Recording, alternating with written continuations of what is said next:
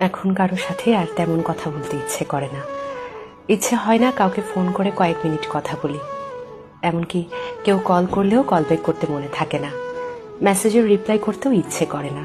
যাদের সঙ্গে কথা না বললেই নয়, তাদের সঙ্গেও দু একটু কথা বললেও সব বিষয় নিয়ে কথা বলতে ইচ্ছে হয় না। মন খারাপ, সমস্যা কোনোটাই কাউকে বলতে ভালো লাগে না। এসবের জন্যে আমি দুঃখিত। শুধু ভালো লাগে সারাদিন নিজের মতন থাকতে। ব্যস্ত থাকি বা না থাকি, তবু নিজের সঙ্গটাই মাত্রাতিরিক্ত প্রিয় হয়ে উঠেছে। যেই সঙ্গীহীনতায় একটা সময় আমার মন খারাপ হতো, মনে হতো আমি যেন দুনিয়ার সবচেয়ে একলা অসহায় মানুষ।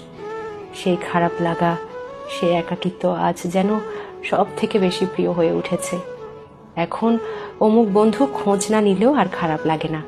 কেউ ভুল বুঝলেও নিজেকে আর প্রমাণ করতে ভালো লাগে না। যারা আমার উপর অভিমান রাখেন কিংবা ভুল বোঝেন,